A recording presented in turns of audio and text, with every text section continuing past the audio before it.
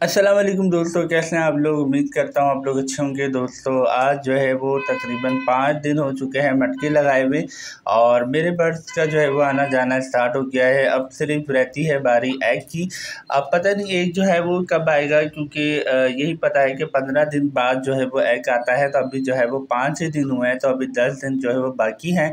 तो 10 दिन के अंदर अंदर जो है वो एग वगैरह भी इंशाल्लाह आ जाएगा। तो मैं आपको मटकी दिखा देता हूँ। देखिए मादा जो है वो मटकी में जाके बैठना स्टार्ट हो गई है और नर जो है वो भी मादा के साथ मतलब आ रहा और जा रहा है। ठीक है, तो ये दोनों जो है इंटर होना स्टार्ट हो गया। बाकी रहा सवाल का, तो यार 2 बंदे हैं जिन्होंने मुझसे सवाल पूछा है, वो मैं एंड में आपको उसके जवाब दूंगा। तो आप लोग वीडियो एंड तक देखिएगा ताकि आप लोगों को मालूमात मिल सके। इसके अलावा दोस्तों ये कि आप लोग अगर पेयर बनाना चाहते हैं बर्ड्स का, तो पेयर बहुत आराम से बन जाता है। कॉकटेल में मेल एंड फीमेल कंफर्म करना बहुत ज़्यादा आसान है। तो आप लोग जो है मेल एंड फीमेल जो है वो कंफर्म करने के बाद उनको अच्छे से अच्छा सपोर्ट खिलाएंगे तो इंशाल्लाह वो आपके पास बहुत जल्दी ब्रीडिंग पर आ जाएंगे। ब्रीडिंग पर लाने के लिए कुछ फार्मूले वगैरह यूज़ नहीं करवाते, बल्कि आपको मेल एंड फीमेल कंफर्म होना चाहिए। उनको आप लोग जो है केज के अंदर छोड़ सकते हैं, जिस केज के अंदर आप ब्रीडिंग करवाना चाहते हैं। जस्ट वहाँ पर एक स्टिक हो, इसके अलावा कोई तीसरी या चौथी चीज़ वहाँ पे ना हो, जैसे कि कोई टॉय वगैरह या खिलौने वगैरह, या फिर जो है वो कोई जैसे झूले वगैरह हम लोग लगा देते हैं वो ना हो। यानी सिर्फ जो है एक स्टिक हो, इसके अलावा कोई दूसरी तीसरी चीज़ ना हो, और आप लोग जो है उसको कपड़े से ढक भी सकते हैं। तो ये आप लोग कर सकते हैं। इससे क्या होगा, इससे आपके बर्ड्स को जो है मुकम्मल प्राइवेसी मिलेगी। जब उनको प्राइवेसी मिलेगी तभी वो जो है आपके पास अच्छे तरीके से ब्रीडिंग कर पाएंगे। अब रही बात कि अगर हमारे बर्ड्स अंडे दें और अंडे से बच्चे ना निकले, तो ऐसा क्यों होता है दोस्तों। अगर आपके बर्ड्स बहुत ज़्यादा डिस्टर्ब होते हैं तब भी ये इशू हो सकता है कि वो अंडे दें और अंडे से जो है वो बच्चे ना निकले।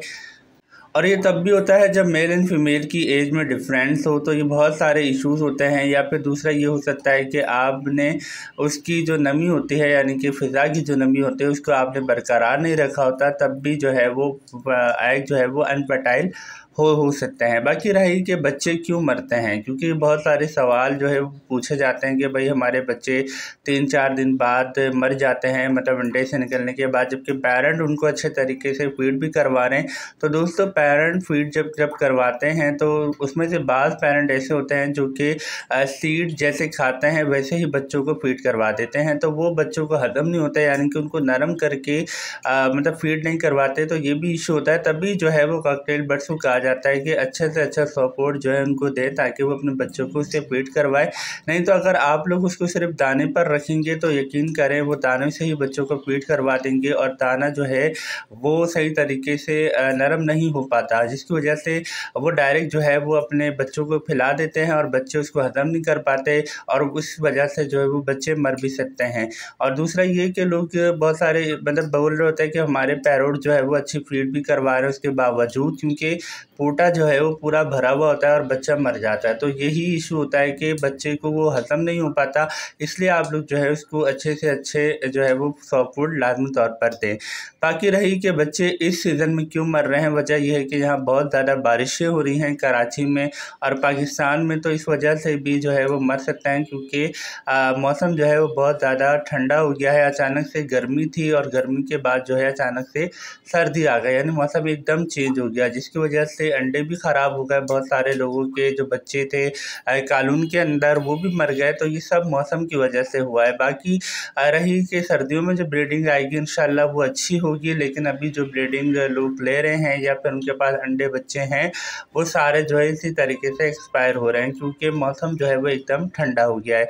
और आप लोगों ने भी देखा होगा कि रात को बहुत ज़्यादा जो है वो ठंड हो रही होती है, तो इसी वजह से बच्चा जो है मर रहे हैं। तो इसलिए आप लोग जो है उनकी आसपास के माहौल को बरकरार रखें, यानी कि अगर बहुत ज़्यादा नमी है तो नमी को बरकरार रखें, और अगर बहुत ज़्यादा खुश्की है तो उसको भी जो है वो बरकरार रखें, ताकि आपके बच्चे और आपके जो भी पैरोट्स के बच्चे हैं अंडे हैं वो ज़ाया ना हो। बहुत सारे लोगों के सवाल और जवाब भी हैं, यानी कि सवाल कर रहे हैं बहुत सारे लोग कमेंट्स में, तो मैं उन सारे सवालों को जो है वो पढ़ता हूँ और उनकी जो है वो इंशाल्लाह जैसे जैसे वो सवाल करते जाएंगे वैसे वैसे उनको जो है वो मैं जवाब देता रहूँगा। बाकी ये कि आप लोग ना पेयर अच्छा ही देखा करें हमेशा। आप लोग इस चीज़ में मत आया करें कि आप मतलब कुछ लोग होते हैं वो क्या करते हैं, वो अपने पैरोट सेल कर देते हैं, उनके पैरोट अंडे भी दे रहे होते हैं, बच्चे भी दे रहे होते हैं, लेकिन वो सेल कर देते हैं। और लोग जो है इसी चीज़ की फ़ायदा उठाते हैं। वो लोग जो कि पैरोट रखना चाहते हैं, अंडे बच्चे लेना चाहते हैं, वो देखते हैं यार कॉकटेल बर्ड्स अंडे और बच्चे कर रहा है, तो चलो यार ये वाला बर्ड्स हम ख़रीद लेते हैं। तो कभी भी आप ऐसा ना करें, क्योंकि आप खुद सोचें जब एक पैरोट अंडे और बच्चे करना स्टार्ट करता है तो इसमें कितनी मेहनत होती है, और एक बंदा जो है आपको बच्चों समेत वो दे रहा है, तो यकीनन उसके अंदर कुछ ना कुछ कमी होगी। बच्चे जो है वो मर जाते हैं अंडों से निकलने के बाद, तो ये इस वजह से भी हो सकता है कि नर का जो ब्लड लाइन है वो कमज़ोर हो। जी हाँ, नर की ब्लड लाइन अगर कमज़ोर होगी तो इसमें बच्चे मर भी सकते हैं, मासूर पैदा भी हो सकते हैं, और दूसरा ये कि वो जो है बड़े मतलब हो ना हो और मर जाएं, यानी कि ऐसा भी हो सकता है। और अगर ब्लड लाइन बहुत ज़्यादा कमज़ोर होती है तो फिर डेड एंड शेल का जो है वो ख़तरा भी हो सकता है। तो अगर किसी के पास ऐसी चीज़ हो रही है कि उनके पास बच्चे आते हैं और मर जाते हैं, तो फिर वह समझ लें कि उनके पास जो है वो ब्लड लाइन कमज़ोर है। ब्लड लाइन कमज़ोर कैसी होती है? वो ऐसी होती है कि एक ही पेरेंट के बच्चे नर एंड मादा पकड़ लिया जाता है, उसको पेयर बना लिया जाता है, फिर उनसे ब्रीडिंग दी जाती है, उनसे जो बच्चे आते हैं वही जो है वो कमज़ोर ब्लड लाइन के बच्चे होते हैं। यानी कि उनसे जब वो ब्रीडिंग करेंगे वो बच्चे तो निकालेंगे, लेकिन वो बच्चे जो है वो कमज़ोर भी हो सकते हैं, उनका जो है वो साइज़ छोटा हो सकता है, उनका वेट जो है वो कम हो सकता है। और वो बच्चे जब ब्रीडिंग करते हैं तो ब्रीडिंग जब वो करेंगे तो वो अनफर्टाइल ही एग देंगे। तो अगर ऐसा कोई पेयर है तो उसको आप लोग फ़ौरन सेल कर दें और नया पेयर ले आएँ, मैं तो यही बोलूँगा।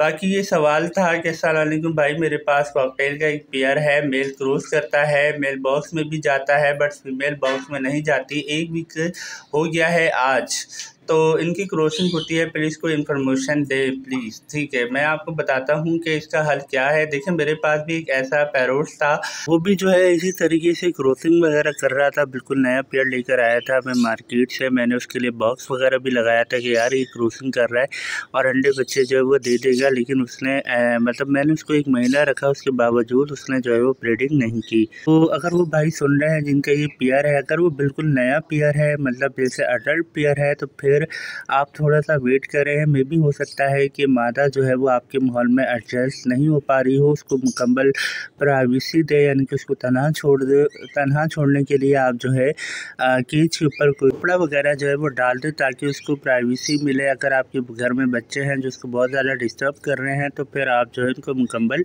प्राइवेसी दें। मे भी हो कि वो अंडे बच्चे जो है वो करना स्टार्ट कर दे। नहीं तो अगर वो मटकी के अंदर नहीं जाती है तो फिर आप उसको बॉक्स वगैरह लगा कर दें। अगर वो बॉक्स के अंदर भी नहीं जाती है तो फिर दोस्तों आप जो है ऐसा पेयर को सेल कर दें, क्योंकि फिर वो आपके पास अंडे बच्चे नहीं करेगा। क्योंकि मेरे पास भी ऐसा ही एक पेयर था जो कि क्रॉसिंग बहुत करता था, यकीन नहीं करेंगे बॉक्स लगाने के बावजूद 5-6 दफ़ा दिन में वो क्रॉसिंग ही करता रहता था नर। मैंने फिर उस नर को सेल कर दिया था और मादा समेत कर दिया था, और उसके बदले में जो है वो दूसरा पेयर ले आया था। तो ये जो आप पेयर देख रहे हैं ये पेयर मैं वैसे ही लेकर आया था। एक और भाई का जो है वो सवाल था, उनका जवाब मैंने जो है उनको दे दिया है। बाकी रही इन भाई की बात, तो भाई साहब में भी हो सकता है कि आपका नया पेयर हो तो इस वजह से भी देर हो रही हो। में भी हो क्या आपकी जो मादा हो वो नर से जो है वो बहुत ज़्यादा छोटी हो, 6 महीने की हो, 7 महीने की हो, क्योंकि 6 महीने की मादा भी जो है आजकल तकरीबन बड़ी ही मादा लगती है। तो इस वजह से छोटी मादा जो होती हैं वो बहुत ज़्यादा डरती हैं मटकी में जाने से पहली दफ़ा। तो उनको थोड़ा सा आप जो है वो प्राइवेसी वगैरह दे तो इंशाल्लाह वो फिर जाना स्टार्ट कर देगी। अगर वो नहीं जाए तो फिर मैंने आपको इसका हल बता दिया है।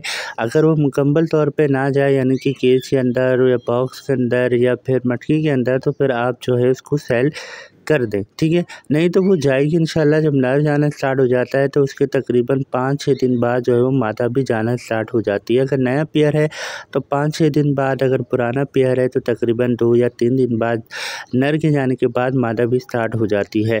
फिर उसके बाद आपके पास ब्रीडिंग आना स्टार्ट हो जाएगी। लेकिन अगर क्रॉसिंग हो रही है तो क्रॉसिंग के तकरीबन 15 दिन बाद आपके पास अंडा आ जाएगा। तो यही है कि अगर 5 दिन हो गए हैं तो फिर आपके पास जस्ट अब 10 दिन बचे हैं। 10 दिन के अंदर आप मुकम्मल प्राइवेसी डे में भी हो कि जो मादा हो वो बिल्कुल न्यू मादा हो, तो इसलिए उसको टाइम लग रहा हो। तो ये भी हो सकता है। बाकी आप उसको अच्छे से अच्छा सॉफ्ट फूड दें ताकि जो है उसकी सेहत बेहतर रहे। जब वो अंडा दे तो उसकी सेहत अच्छी रहे, बच्चे आए तब भी उसकी सेहत अच्छी रहे और फिर वो नेक्स्ट ब्रीडिंग के लिए रेडी हो जाए। आप लोग जो है वो बर्ड्स को अच्छे से अच्छा सॉफ्ट फूड खिलाएंगे तो फिर वो आपके पास अच्छे तरीके से ब्रीडिंग करता रहेगा। और अगर आप लॉन्ग टाइम ब्रीडिंग चाहते हैं तो फिर आप यही करें कि जब भी बच्चे आए तो आप उसको डबल जो है वो सॉफ्ट फूड दें ताकि वो अपने बच्चों को भी फीड करवाए और उससे जो है वो खुद भी खाए। ठीक है, सबसे अच्छा सॉफ्ट फूड जो है मुझे जो लगता है वो भुट्टा है। उसके अलावा जो है वो चना होता है वो भी आप लोग दे सकते हैं, गंदम है वो भी आप लोग दे सकते हैं बॉयल करके।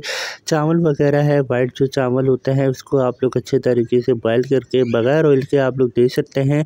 और इसके अलावा जो है अगर आपको ग्रीन सॉफ्ट फूड में से मतलब जो भी मिल जाता है, जैसे कि पालक हो गई, गंदम हो गई, पालक हो गई और मेथी वगैरह हो गई, तो ये अगर आपको मिलती है तो फिर ये आप लोग खिला सकते हैं। बाकी सर्दी की शलजम वगैरह होती है वो अगर आपको मिल जाता है तो वो भी आप अपने बर्ड्स को दे सकते हैं अगर आपके बर्ड शौक से खाते हैं।